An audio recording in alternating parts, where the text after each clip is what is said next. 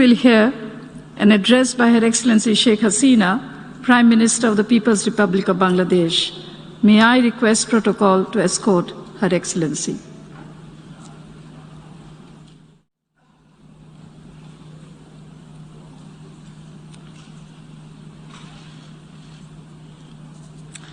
It's my distinct honor and privilege now to welcome Her Excellency Sheikh Hasina, Prime Minister of the People's Republic of Bangladesh, and I invite her to address the General Assembly. Madam Prime Minister.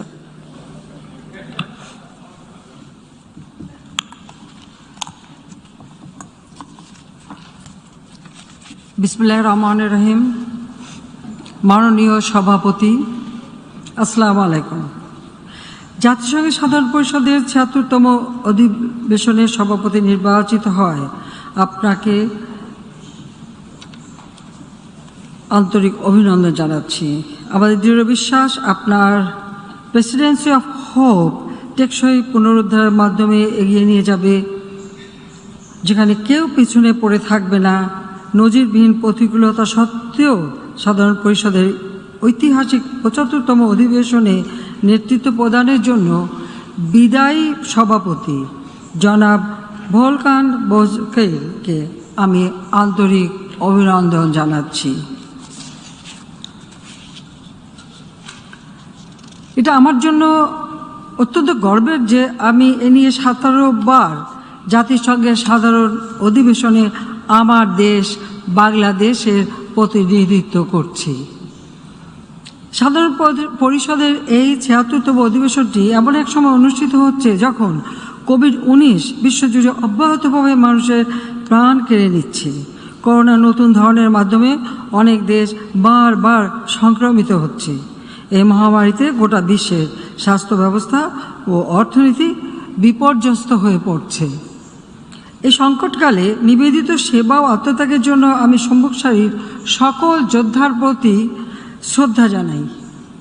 কোভিড-১৯-এর নির্মম বাস্তবতার প্রেক্ষাপটে এই অধিবেশনের প্রতিপাদ্য প্রত্যাশা অত্যন্ত সময়োপযোগী হয়েছে। বহু পাক্ষিকতাবাদ ও জাতিসংঘ ব্যবস্থার দৃঢ় সমর্থক হিসেবে বাংলাদেশ এই সংকটকালে জাতিসংঘকে আশা ও আকাঙ্ক্ষার প্রতীক হিসেবে দেখে।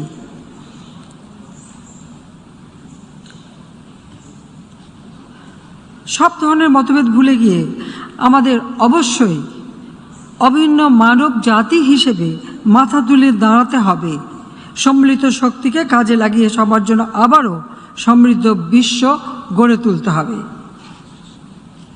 সভাপতি মহোদয়, এবছরটি আমাদের জন্য একটি বিশেষ গুরুত্বপূর্ণ বছর। এবছর আমরা বাংলাদেশের স্বাধীনতার সুবর্ণ জয়ন্তী উদযাপন করছি। একই সঙ্গে আমরা আমাদের জাতির পিতা বঙ্গবন্ধু শেখ মুজিবুর রহমানের জন্মশতবার্ষিকী মুজিব বর্ষ উদযাপন করছি। আমি শ্রদ্ধাভরে স্মরণ করছি জাতির পিতা বঙ্গবন্ধু শেখ মুজিবুর রহমানকে। তাঁর আজীবন নিঃস্বার্থ সংগ্রাম ও দূরদর্শী নেতৃত্ব আমাদের এনে দিয়েছে স্বপ্নের স্বাধীনতা। আমি শ্রদ্ধা জানাই বীর মুক্তিযোদ্ধাদের প্রতি, যাদের অসীম বীরত্ব ও আত্মত্যাগে আমাদের মাতৃভূমি স্বাধীন হয়েছে। আমাদের জাতির পিতা ছিলেন বহু পাক্ষিকতাবাদের একজন দৃঢ় সমর্থক। তিনি জাতিসংঘকে জনগণের আশা আকাঙ্ক্ষার কেন্দ্র মনে করতেন। আমাদের জাতিসংঘ অভিযাত্রার প্রথম দিনে 1974 সালের 25শে সেপ্টেম্বর জাতিসংঘে প্রদত্ত তাঁর ঐতিহাসিক ভাষণে তিনি বলেছিলেন, আমি কোট করছি, আত্মনির্ভরশীলতাই আমাদের লক্ষ্য, জনগণের ঐক্যবদ্ধ যৌথ উদ্যোগী আমাদের নির্ধারিত কর্মধারা। এতে সন্দেহের কোনো অবকাশ নেই যে আন্তর্জাতিক সহযোগিতা এবং সম্পদ ও প্রযুক্তিবিদ্যায় অংশীদারিত্ব আমাদের কাজকে সহজতর করতে পারে, জনগণের দুঃখ কষ্ট লাঘব করতে পারে। আনকোড। বঙ্গবন্ধু শেখ মুজিব এমন একটি বিশ্ব গঠনের আহ্বান জানিয়েছিলেন যেখানে অর্থনৈতিক বৈষম্য থাকবে না, সামাজিক অবিচার, আগ্রাসন ও পারমাণবিক যুদ্ধের হুমকি থাকবে না। ৪৭ বছর আগে তাঁর সে আহ্বান আজও সমানভাবে প্রযোজ্য। এই জন্য আমরা অন্তর্ভুক্তিমূলক ও সমতাভিত্তিক সমাজ গঠনের যে কোনো উদ্যোগে সমর্থন ও নেতৃত্ব দিয়ে যাচ্ছি। করোনা ভাইরাসের টিকার ন্যায্য হিস্সা দাবি, ফিলিস্তিনিদের প্রতি যে কোনো ধরনের অবিচারের বিরুদ্ধে আমাদের দৃঢ় অবস্থান, রোহিঙ্গা সংকটের সমাধান, জলবায়ু ন্যায় বিচার প্রতিষ্ঠা, এসব আমাদের বৈশ্বিক অঙ্গীকারের কতিপয় উদাহরণ মাত্র। জাতির পিতা বঙ্গবন্ধু শেখ মুজিবের অপূর্ণ স্বপ্ন বাস্তবায়নে আমরা নিরলসভাবে কাজ করে যাচ্ছি। বাংলাদেশ এখন বিশ্বের দ্রুত বর্ধনশীল 5টি অর্থনীতির অন্যতম। জিডিপিতে আমরা বিশ্বের 41তম দেশ। গত এক দশকে আমরা দারিদ্র্যের হার 31.5 থেকে 20.5% নামিয়ে আনতে সক্ষম হয়েছি। এ সময় আমাদের মাথাপিছু আয় 3 গুণ বৃদ্ধি পেয়ে 2227 মার্কিন ডলারে উন্নীত হয়েছে। আমাদের বৈদেশিক মুদ্রার মজুদ সর্বকালের সর্বোচ্চ 48 বিলিয়ন মার্কিন ডলার অতিক্রম করেছে। গত এক দশকে আর্থিক, সামাজিক ও নারীর ক্ষমতায়নে বাংলাদেশ অভাবনীয় সাফল্য অর্জন করেছে। শিশু মৃত্যু হারে প্রতি হাজারে 23.67-তে কমে এসেছে। প্রতি লাখ জীবিত জন্মের মৃত্যু হার 173-এ হ্রাস পেয়েছে। মানুষের গড় আয়ু হয়েছে 73 বছর। বিশ্ব অর্থনৈতিক ফোরামের তথ্যমতে নারীর রাজনৈতিক ক্ষমতায়নে বিশ্বে বাংলাদেশের অবস্থান 7ম। 2014 সাল থেকে এই সূচকে বাংলাদেশ আঞ্চলিক প্রতিবেশী দেশগুলোর চাইতে এগিয়ে রয়েছে। আমাদের ডিজিটাল বাংলাদেশ উদ্যোগ আর্থসামাজিক উন্নয়ন, শিক্ষা, দুর্যোগ ঝুঁকি হ্রাস, নারী ক্ষমতায়ন সহ অন্যান্য অনেক ক্ষেত্রে অভূতপূর্ব সাড়া জাগিয়েছে। আমরা ব্যাপকভাবে সামাজিক নিরাপত্তা বেষ্টনী কর্মসূচি সম্প্রসারণ করেছি। টেকসই উন্নয়ন প্রতিবেদন 2021 অনুযায়ী 2015 সাল থেকে টেকসই উন্নয়ন অভিষ্ট লক্ষ্যমাত্রা সূচকে বাংলাদেশ অনেক ক্ষেত্রেই এগিয়ে গেছে। এ সাফল্যের মূলে রয়েছে নারীর উন্নতি ও ক্ষমতায়নে বিপুল বিনিয়োগ। এ বিনিয়োগ আমাদের রূপান্তর সক্ষম উন্নয়নে বিপুল অবদান রেখেছে। এবছর আমরা স্বল্পোন্নত দেশের তালিকা থেকে উত্তরণের মাইল ফলক অর্জন করেছি। এখন আমাদের স্বপ্ন বাংলাদেশকে 2041 সালের মধ্যে একটি জ্ঞানভিত্তিক উন্নত দেশ এবং 2100 সালের মধ্যে সমৃদ্ধ ও টেকসই বদ্বীপে রূপান্তর করা। জনাব সভাপতি, বাংলাদেশে কোভিড-19 মহামারীর প্রকোপ আশঙ্কার চেয়ে অনেক কম হয়েছে। তৃণমূল পর্যায় থেকে আমাদের শক্তিশালী স্বাস্থ্য ব্যবস্থার কারণে এটা সম্ভব হয়েছে। এছাড়া এ মহামারী মোকাবেলায় আমাদের সময়োচিত, সমন্বিত ও বহুমুখী উদ্যোগ কার্যকর ভূমিকা রেখেছে। জীবন ও জীবিকার ভারসাম্য রক্ষা করতে শুরুতে আমাদের দেশ বেশ কিছু কঠোর সিদ্ধান্ত নিতে হয়েছিল। অর্থনীতিকে সচল রাখতে বিভিন্ন সময় আমরা 28টি প্রণোদনা প্যাকেজের মাধ্যমে প্রায় 1460 কোটি মার্কিন ডলার বরাদ্দ দিয়েছি, যা মোট দেশজ উৎপাদনের 4.44%। করোনা ভাইরাসের টিকা সংগ্রহের জন্য চলতি অর্থ বছরের বাজেটে 161 কোটি মার্কিন ডলারের সংস্থান রাখা হয়েছে। অতি দরিদ্র, বিশেষ চাহিদা সম্পন্ন, বিদেশ ফেরত প্রবাসী, অসহায় নারীদের মতো সমাজের দুর্বলতর জনগোষ্ঠীর জন্য পর্যাপ্ত উদ্যোগ আমরা গ্রহণ করেছি।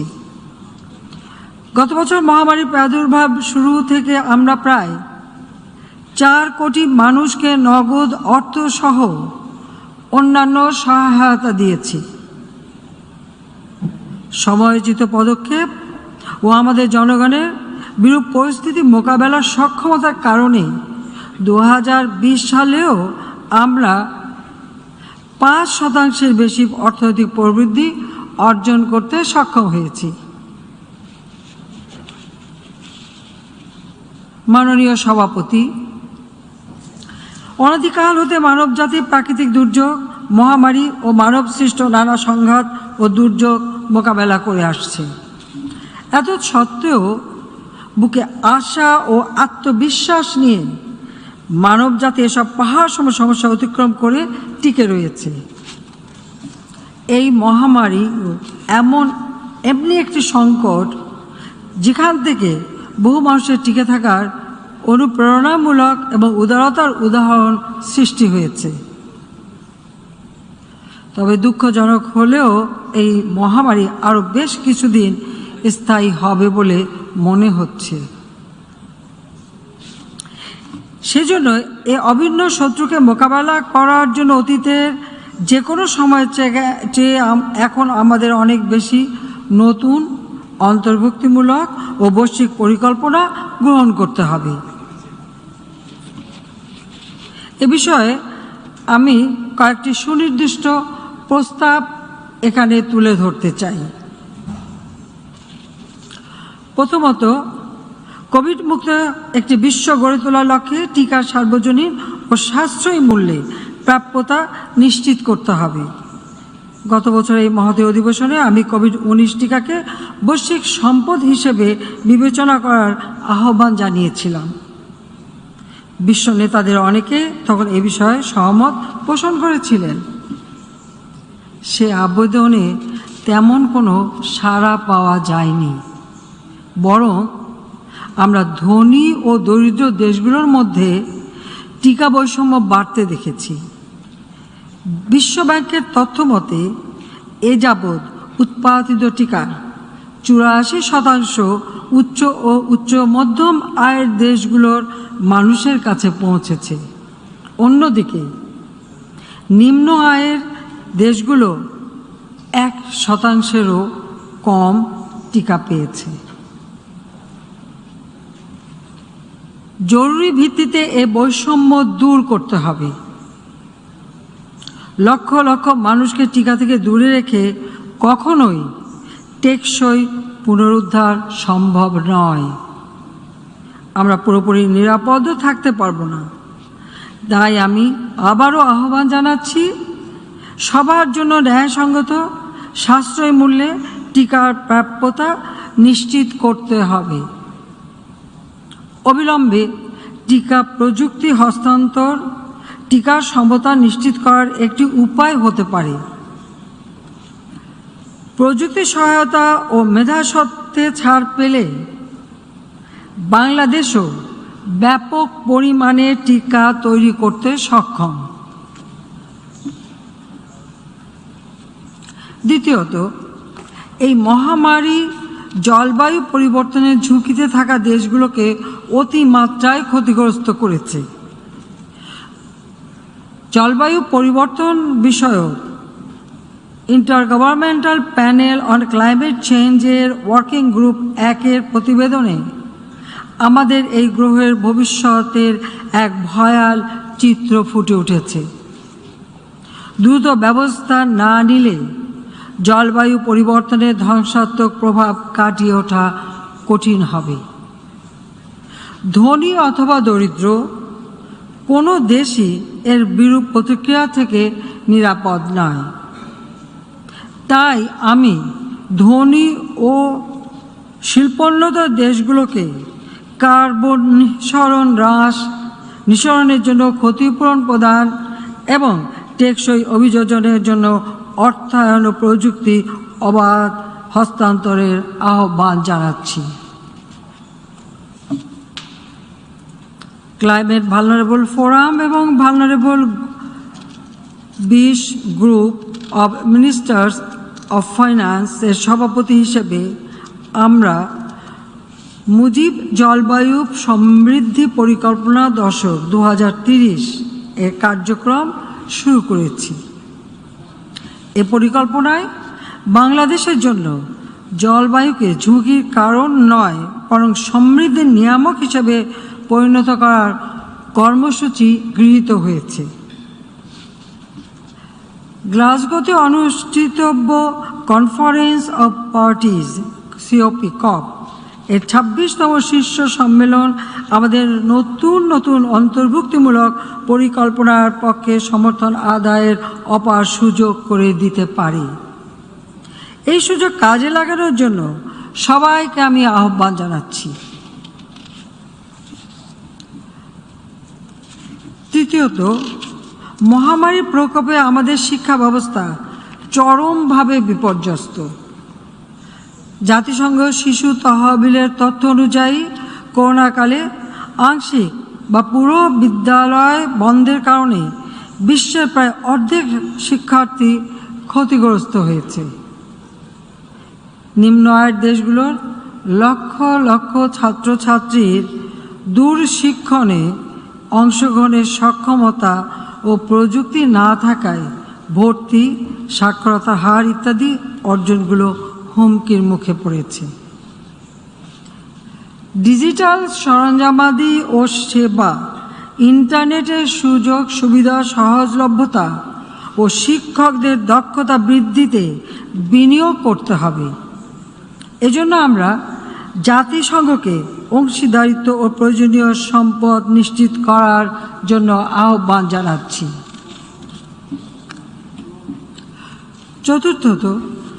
চতুর্থত, কোভিড-19 অতিমারীর নজিরবিহীন প্রতিকূল পরিস্থিতির মধ্যে আমরা স্বল্পোন্নত দেশের তালিকা থেকে উত্তরণের পথে রয়েছি।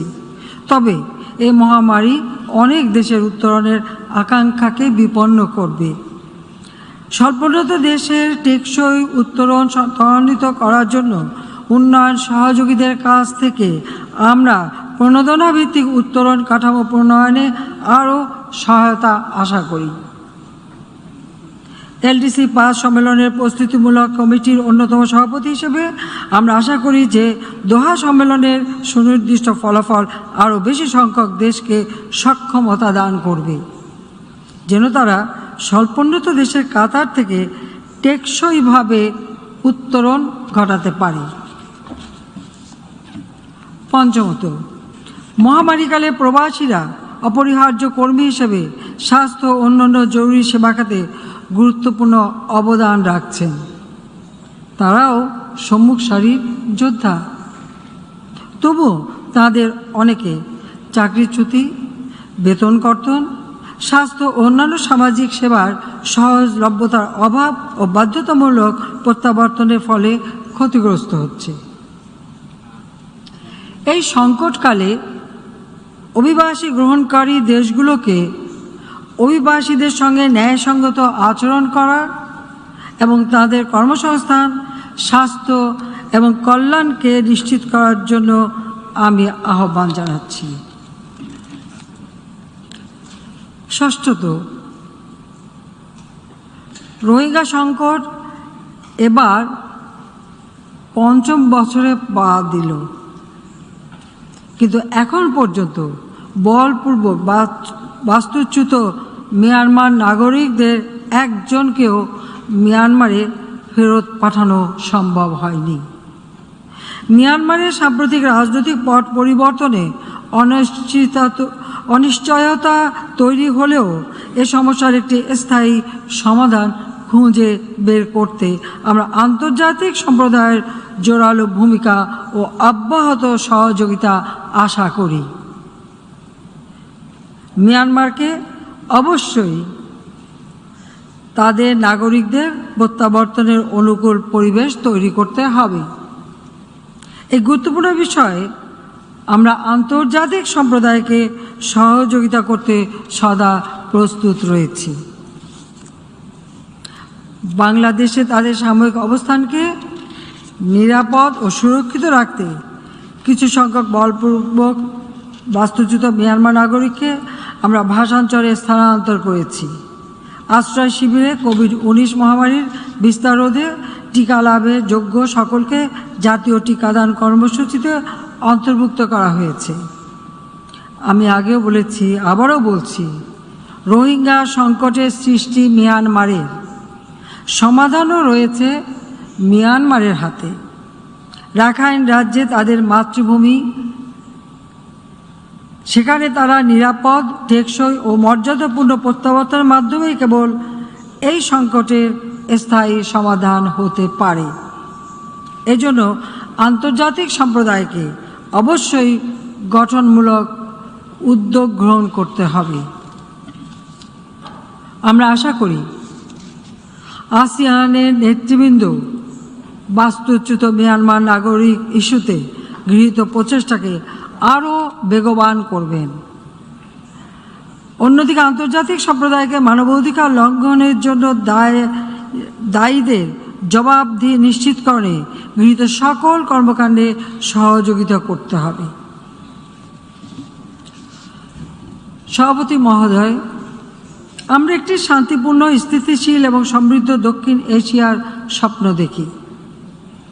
আমরা দৃঢ়ভাবে বিশ্বাস করি যে আফগানিস্তানের বিনির্মাণ ও ভবিষ্যতের গতিপথ নির্ধারণ আফগানিস্তানের জনগণের উপরই নির্ভর করে। আফগানিস্তানের আর্থসামাজিক উন্নয়নের জন্য দেশটির জনগণ আন্তর্জাতিক সম্প্রদায়ের সাথে কাজ করে যেতে বাংলাদেশ সদা প্রস্তুত। বাংলাদেশের পররাষ্ট্রনীতির কেন্দ্রবিন্দুতে রয়েছে শান্তি। শান্তির সংস্কৃতি প্রস্তাবনার প্রধান প্রবক্তা হিসেবে আমরা শান্তিময় সমাজ বিনির্মাণে প্রতিশ্রুতিবদ্ধ। সন্ত্রাসবাদ ও সহিংস উগ্রবাদের করাল থাবায় বিশ্বের বিভিন্ন স্থানে শান্তি ও নিরাপত্তা বিঘ্নিত হচ্ছে। তাই আমরা সন্ত্রাসবাদ, সহিংসতার বিরুদ্ধে জিরো টলারেন্স নীতি বজায় রেখেছি। শীর্ষস্থানীয় শান্তিরক্ষী প্রেরণকারী দেশ হিসেবে বৈশ্বিক শান্তিরক্ষায় অবদানের জন্য আমরা গর্ববোধ করি। মহামারীর নজিরবিহীন প্রতিকূলতা সত্ত্বেও বাংলাদেশের শান্তিরক্ষীরা বিশ্বজুড়ে কঠিনতম পরিবেশে নিষ্ঠা ও পেশাদারিত্বের সঙ্গে দায়িত্ব পালন করে যাচ্ছে। তাদের নিরাপত্তা ও সুরক্ষা বজায় রাখতে আন্তর্জাতিক সম্প্রদায়কে সম্ভাব্য সকল পদক্ষেপ গ্রহণ করতে হবে।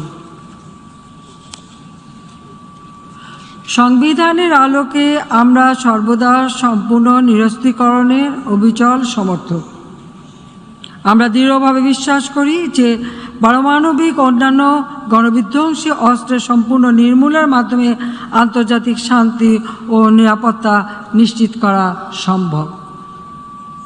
এই প্রত্যয় থেকেই আমরা পারমাণবিক অস্ত্র নিষিদ্ধকরণ চুক্তি অনুস্বাক্ষর করেছি। এই বছরের শুরুতে চুক্তিটি কার্যকর হয়েছে।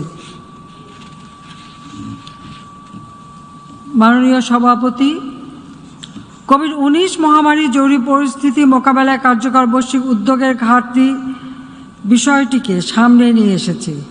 একই সঙ্গে এটি বৈশ্বিক সংহতি ও সহযোগিতার প্রয়োজনীয়তার উপরও আলোকপাত করছে।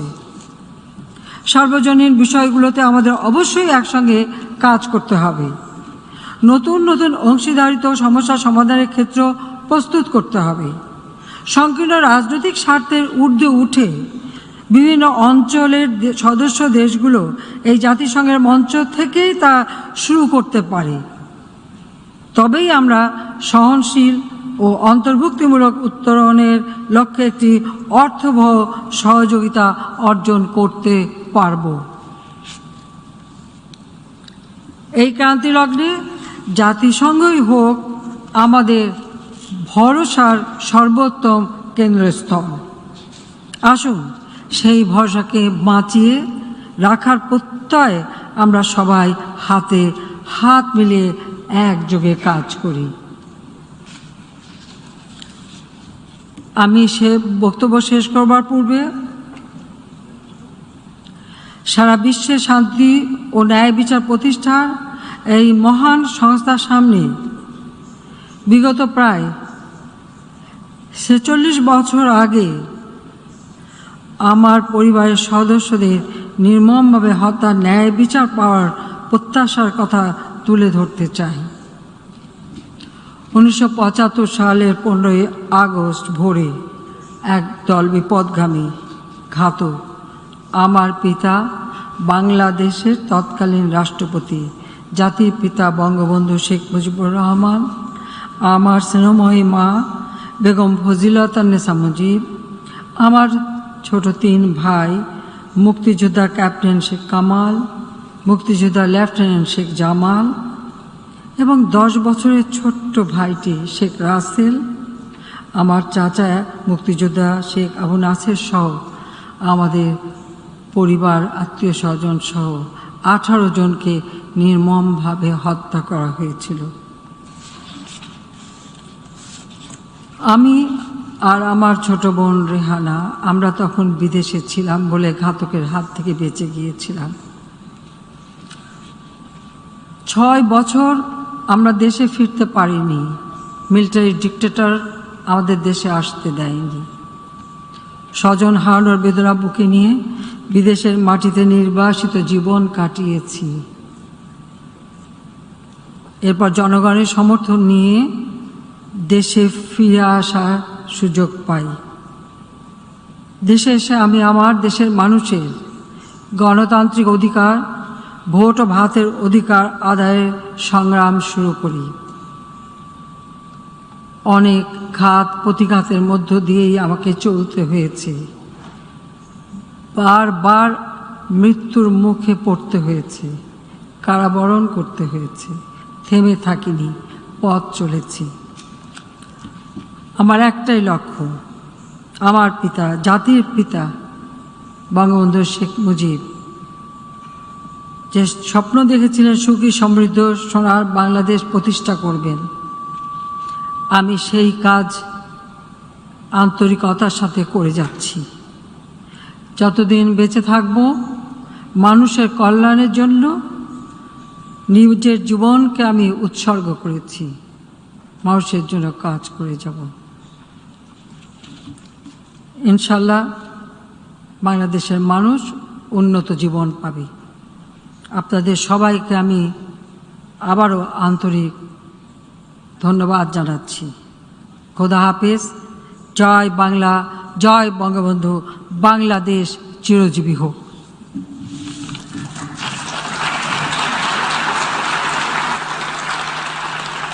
On behalf of the General Assembly, I wish to thank Her Excellency Sheikh Hasina, Prime Minister of the People's Republic of Bangladesh, for her statement, and I request protocol to escort Her Excellency.